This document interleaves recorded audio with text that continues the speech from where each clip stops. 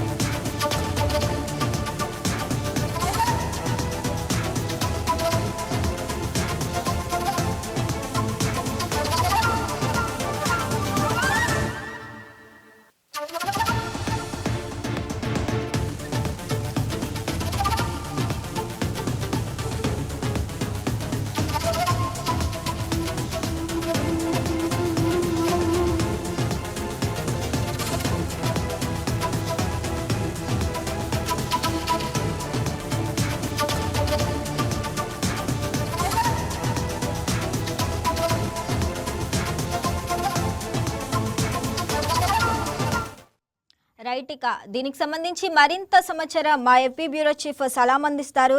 సలాం, చెప్పండి. ఇక పశ్చిమాసియాలో యుద్ధం తీవ్ర ఉద్రిక్తలకైతే దారితీస్తుంది. ఇక తాజాగా కువైట్ అంతర్జాతీయ విమానాశ్రయంలో జరిగిన దాడి ప్రస్తుతం ఎలా ఉంది? మంటలు పూర్తిగా అదుపులోకి వచ్చాయా? Good morning. ఏదైతే ఇరాన్ దాడుల పర్వం అనేది ఇంకా కువైట్ పై సాగుతున్నటువంటి పరిస్థితి, అంటే ఇరాన్ ఇజ్రాయెల్ రెండు దేశాల మధ్య యుద్ధ వాతావరణం నెలకొన్న సమయంలో యుఏఈ దేశాలు అంటే కువైట్, బహ్రెయిన్, అదేవిధంగా సౌదీ, ఈ దేశాలపై ఇరాన్ దాడులకు పాల్పడుతున్నటువంటి పరిస్థితి. ఓవైపు ఇజ్రాయెల్, అమెరికా రెండు దేశాలు సంయుక్తంగా ఇరాన్ పై దాడికి పాల్పడుతుండగా, ఇరాన్ మాత్రం యుఏఈ దేశాలపై ఏదైతే ఇజ్రాయెల్ కు మద్దతుగా ఉన్నాయి ఈ దేశాలు అనేటటువంటి కోణంలో ఇరాన్ దాడులకు పాల్పడుతున్నటువంటి పరిస్థితి. ఇప్పటికే పలుసార్లు అంటే దాదాపు మనకు నెల రోజులు కావస్తుంది ఇరాన్ ఇజ్రాయెల్ రెండు దేశాల మధ్య యుద్ధ వాతావరణం ఏర్పడి పలుమార్లు కువైట్ ఎయిర్పోర్ట్ పై అదేవిధంగా కువైట్ లో ఉన్నటువంటి పలు స్థావరాలపై సైతము ఇరాన్ డ్రోన్లతో దాడులకు పాల్పడినటువంటి పరిస్థితులు మనం గమనించవచ్చు. అయితే తాజాగా అంటే నేడు చేసినటువంటి ఇరాన్ చేసినటువంటి దాడిని మనం చూస్తే ప్రధానంగా కువైట్ లో ఉన్నటువంటి సువైహ్ అనేటటువంటి ఎయిర్పోర్ట్ పై దాడికి పాల్పడింది. అయితే మొత్తం ఆపరేషన్ టూ ప్రామిస్ 4 లో భాగంగా ఈ దాడులకు పాల్పడినట్లు Iran Islamic revolution guards Corp అనేటటువంటి సంస్థ ప్రకటించింది అనమాట. అయితే ఇరాన్ చేసినటువంటి ఈ దాడి యొక్క ప్రభావం మొత్తము 1000 కిలోమీటర్ల పరిధిలో కలిగినటువంటి ఖాదర్ అనేటటువంటి 380 క్రూయిజ్ క్షిపణులను ఉపయోగించి ఈ దాడులకు పాల్పడినట్లు ఇరాన్ సైతం తాజాగా ప్రకటించినటువంటి పరిస్థితి. అయితే మొత్తం మీద ఏదైతే అల్ షోయూబ్ పోర్టుతో పాటు దుబాయ్ లో ఉన్నటువంటి పలు తీర ప్రాంతాల్లో సైతము ఇటీవల అమెరికాకు చెందినటువంటి సైనికులు చేరడం జరిగింది. అయితే ఏదైతే కువైట్ కు దుబాయ్ కి రక్షణగా నిలిచేందుకు ఈ అమెరికన్ సైనికులు రావడం జరిగింది. ఈ సందర్భంగా ఎక్కడైతే అమెరికన్ ఇజ్రాయెల్ సైనికులు ఎక్కడైతే ఉన్నారో ఆ స్థావరాలపైన దాడులకు పాల్పడినట్లు తాజాగా ఇరాన్ చెప్పినటువంటి పరిస్థితి. మొత్తం ఈ దాడిలో అదే విధంగా డ్రోన్లను కూడా ఉపయోగించింది ఇరాన్. డ్రోన్ల ద్వారా కూడా ఎయిర్పోర్ట్ పై దాడికి పాల్పడినట్టు ఇప్పటికే మనకు అందుతున్నటువంటి సమాచారం. అయితే ఈ దాడిలో ఇప్పటి వరకు ఏదైతే మనకు అందుతున్నటువంటి సమాచారం మేరకు ఇక్కడ ఏదైతే అమెరికా సైనికులు పలువురు మృతి చెందినట్లు తెలుస్తోంది. అయితే ఏదైతే దాడి జరిగిన వెంటనే యుఏఈ దేశానికి అంటే ఏదైతే కువైట్ దేశానికి చెందినటువంటి సైనికులు కానివ్వండి, అదేవిధంగా అదే దేశంలో ఉన్నటువంటి ఇజ్రాయెల్ అమెరికా సైనికులు అలర్ట్ అయ్యారు. మొత్తం మీద అక్కడ సహాయక చర్యలు చేపట్టినటువంటి పరిస్థితి. మొత్తం మీద ఏదైతే కువైట్ పోర్టుపై ఇరాన్ దాడికి పాల్పడడంతో అమెరికా సైనికులు పలువురు మృతి చెందినట్టు తెలుస్తుంది. అయితే సరైనటువంటి అంటే పూర్తి సమాచారం అంటే ఎంతమంది చనిపోయారనేటటువంటి పూర్తి సమాచారం రావాల్సి ఉంది ఇప్పటికే. కానీ మంటలు మాత్రం ఒక్కసారిగా వ్యాపించడంతో కువైట్ లో ఉన్నటువంటి ప్రజలు కాస్త భయాందోళనకు గురయ్యారు. ఆ తర్వాత అక్కడ ఉన్నటువంటి ప్రభుత్వం కూడా ఎప్పటికప్పుడు అక్కడ పరిస్థితిని సమీక్షిస్తూ మొత్తం మీద ఏదైనా అంటే మంటలు ఎక్కువగా వ్యాపించకుండా అప్పుడు వెంటనే ఫైర్ ఇంజిన్స్ ద్వారా వాటిని అదుపు చేసేటటువంటి ప్రయత్నం చేసింది.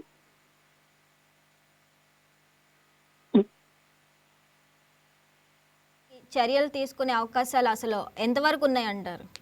రిపీట్ సలాం, అసలు ఇరాన్ దాడిని ఎదుర్కొనేందుకు గల్ఫ్ దేశాలు కలిసి చర్యలు తీసుకునే అవకాశాలు ఎంతవరకు ఉన్నాయంటారు?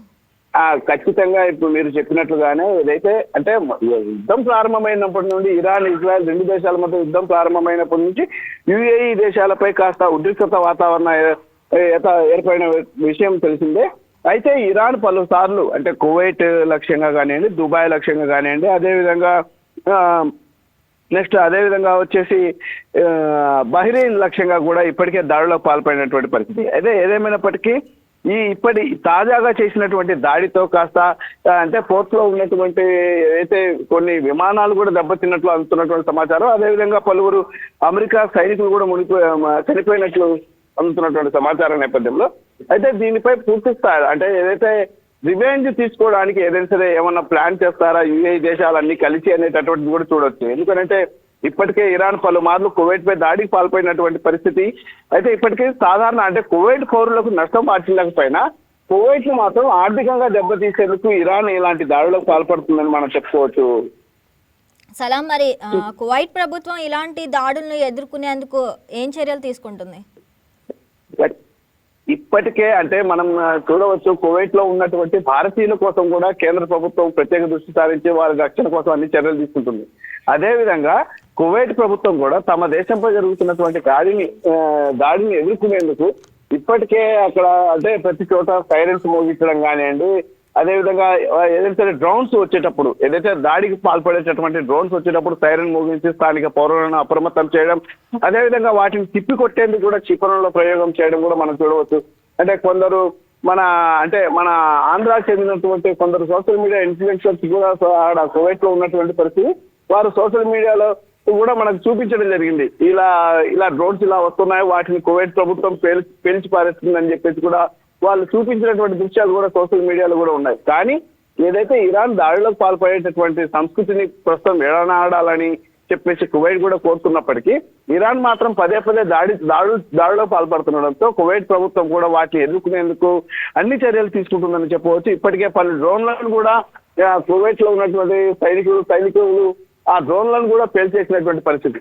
కానీ ఏదేమైనప్పటికీ అంటే రోజులు గడిచే కొద్దీ యుద్ధ వాతావరణం కాస్త ఉద్రిక్తత వాతావరణానికి దారి తీసేటటువంటి పరిస్థితి. అంటే ఇరాన్ ఇజ్రాయెల్ రెండు దేశాల మధ్య ఉన్నటువంటి యుద్ధము ప్రస్తుతం యుఏఈ దేశాలు కూడా ఇజ్రాయెల్ కి మద్దతు ఇస్తే ఇక ఇరాన్ కు చాలా దెబ్బ తగులుతుంది, అంటే చాలా ప్రమాదమే అని చెప్పేసి అంతర్జాతీయ విశ్లేషకులు సైతం అభిప్రాయపడుతున్నటువంటి పరిస్థితి.